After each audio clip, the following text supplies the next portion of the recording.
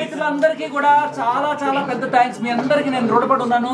అసలు big boss వెళ్ళకపోతే మీరు అందరూ కూడా పిలిచి ఇంటర్వ్యూలు చేసి నన్ను ఇంత వాణి చేసి మీరే నన్ను అక్కడికి పంపించారు. సో ఇక్కడ కొంచెం అందరూ ఒకటేసారి రావడం వల్ల కొంచెం అటు ఇటు అవుతుంది, దయచేసి మీరు అర్థం చేసుకోండి. సో ఇకపోతే ఎలిమినేషన్ బిగ్ బాస్ చరిత్రలో ఇది హ్యాపీయెస్ట్ ఎలిమినేషన్ గా మీరు గమనించాలి. ఆ కంటెస్టెంట్స్ ఎవరు కూడా వెనుకోట్లు పోటీ చేయడం అలాంటివన్నీ కాదు.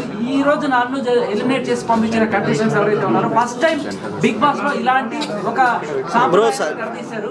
అంటే జనరల్ గా ఇలాంటి జనాలే ఆడియన్స్ ఎలిమినేట్ చేస్తున్నారు. But for the first time contestants eliminate చేసే అవకాశం వచ్చినప్పుడు కంటెస్టెంట్స్ ని నేను ఆల్రెడీ గత ఒక రోజు ముందు నుంచే నేను ప్రిపేర్ చేశాను. నేను వెళ్ళిపోదాం అనుకుంటున్నాను, నేను పిల్లాన్ని చూద్దాం అనుకుంటున్నాను, నాకు కొంచెం దమ్ గుట్రాయిదర్, నేను ఖచ్చితంగా పోదాం అనుకుంటున్నాను. దానికి ఇంకొక కారణం కూడా ఏంటంటే నాకు అక్కడ ఫుడ్ చాలా ప్రాబ్లం అయింది. ఒకే ఒక వెజిటేరియన్ మొత్తం నేను అక్కడ అందరూ కూడా ఎగ్ లేకపోతే చికెన్ మటన్ ఇవన్నీ తీసి సరిపెట్టుకుంటున్నారు. కానీ నాకు చాలా ప్రాబ్లం అయిపోయి ఎంత ప్రాబ్లం అయిందంటే వాళ్ళు ఆఖరికి ఆ ప్రోటీన్ పౌడర్ కూడా తీసుకెళ్ళిపోయారు. సో ఏ సోర్స్ లేకుండా నాకు ఆల్మోస్ట్ 2-3 రోజులుగా రోజు పొద్దున లేవగానే చక్కెర రావడం ఇవన్నీ కూడా అవుతుండే. సో నేను 2-3 సార్లు రిక్వెస్ట్ కూడా చేశాను. అది కొంచెం ఆ ఫుడ్ ప్రాబ్లం వల్ల ఏంటంటే ఇక బిడ్డను చూసుకోవాలి ఆత్రంలో నేనే అందరినీ అడిగి వాళ్ళు ప్రేమతో బిగ్ బాస్ చరిత్రలో ప్రేమతో చేసిన ఎలిమినేషన్ ఎవరిని కూడా నేను తప్పు పట్టట్లేదు. కంటెస్టెంట్స్ అందరూ కూడా నన్ను ప్రేమతోనే పంపించారు. అండ్ మేబీ హూ నోస్ మళ్ళీ రాసి పెట్టుంటే ఇంకోసారి వెళ్దాం అంతే. తెలియదండి. అంటే మీకు ఫ్యాన్స్ అందరికీ కూడా నా జోకులు లేకపోతే నా స్పాంటినిటీ నచ్చి ఉంటే ఇక్కడ కాకపోతే ఇంకెక్కడైనా మిమ్మల్ని ఎంటర్టైన్ చేస్తాను నేను. సో నన్ను అర్థం చేసుకున్నారు. అట్లీస్ట్ శేఖర్ భాష ఉన్నాడు, ఒకడు ఉన్నాడు, వాడు ఇలాంటి జోకులు వేస్తాడు, వాడి టైమింగ్ ఇలా ఉంటుంది, వాడి స్పాంటినిటీ ఇలా ఉంటుంది అని మీకు గ్రహించినప్పుడు బిగ్ బాస్ లో మళ్ళీ వస్తే అవకాశం వెళ్తారు. బిగ్ బాస్ కాకపోతే మనకి బోల్డెన్ ప్లాట్ఫామ్స్ గేమ్ చాలా క్లోజ్ గా చూస్తారు కదా, విన్నర్ ఎవరు అవుతారు అనుకుంటారు? విన్నర్ ఎవరు అవుతారని కాదు, ఎవరు అవ్వాలని కోరుకున్నానంటే నాకు సీత గానీ విష్ణుప్రియ గానీ అయితే బాగుంటుంది. మన తెలుగు అమ్మాయి ఇప్పటిదాకా అమ్మాయిలు కాలేదు, ఫస్ట్ టైం అమ్మాయిలు అయితే బాగుంటుంది. అండ్ తెలుగు అమ్మాయిలు కదా అనిపించింది. తెలుగు బిగ్ బాస్ మొత్తంలో ఇప్పుడు ఎక్కువ మంది చూస్తే బయట వాళ్ళే కనిపిస్తున్నారు. నీకేమనిపించింది? అనిపించింది, అది కూడా అనిపించింది, కొంత అనిపించింది.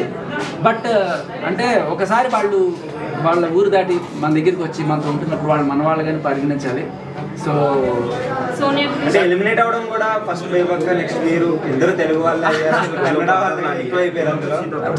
చాలా మంది ఫీల్ అవుతున్నారు ఆడియన్స్ కూడా. లేదు అస్సలు ఫీల్ అవ్వడానికి ఏమీ లేదు. నేను ఈ వాడిని ఇప్పుడు మీరు గమనిస్తే నేను ఈ బిగ్ బాస్కి వెళ్ళక ముందు కూడా ఇదే రేంజ్లో నాకు ఆదరణ ఛానల్లో కనబడుతుండేవాడిని, మాట్లాడుతున్నాడు. కాకపోతే అప్పుడు మీరు చూసిన శేఖర్ కంప్లీట్గా డిఫరెంట్ ఉండే. చాలా సీరియస్గా లా పాయింట్లు మాట్లాడుతూ ఎవిడెన్స్లు కలెక్ట్ చేస్తూ ఇన్వెస్టిగేట్ చేస్తూ మీలో ఒకటిగా ఉండే. నేను బిగ్ బాస్కి వెళ్ళడానికి కూడా కారణం అదే. నేను ఏం చేయగలను అంటే ఇలా గొడవలు పడ్డం ఇవన్నీ కూడా ఆల్రెడీ బయట చేశాను. మళ్ళీ అక్కడ అదే ఇది మంచి కాంటెంట్ అంటే మీ ఫ్యాన్స్ మరి 2 weeks కే బయటికి రావడం డైజెస్ట్ చేసుకోలేకపోతున్నారు సార్. చెప్పాడు. సో అదే అండ్ ఇంకోటి దగ్గర నుంచి చూసారు కదా, తన గురించి చెప్పండి.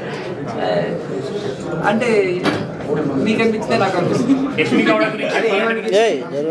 యష్మి గౌడ గురించి మీరు ఏమంటారంటే?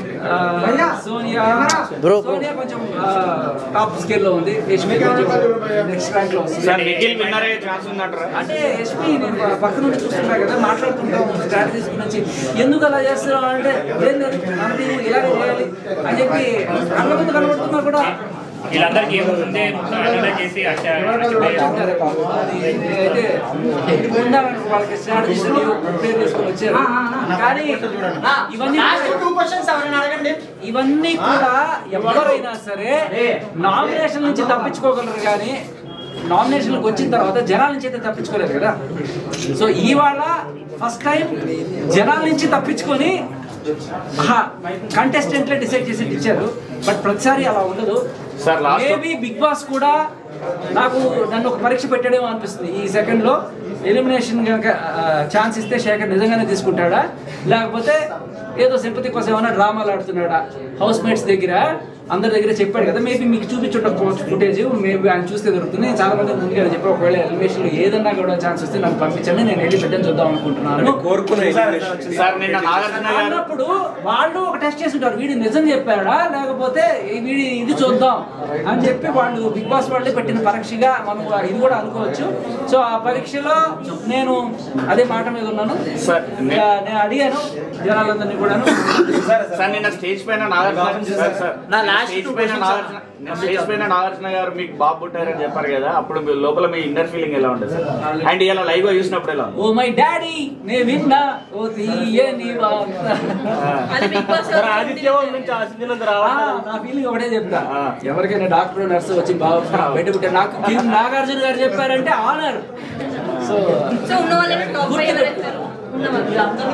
ఇది చెప్పలేమా, నాకు అని చెప్పా కదా, సీత అండ్ విష్ణు అయితే బాగుంటుంది. సార్ బిగ్ బాస్కి వెళ్ళాక నేర్చుకున్నారు, మీరేం నేర్చుకున్నారు సార్?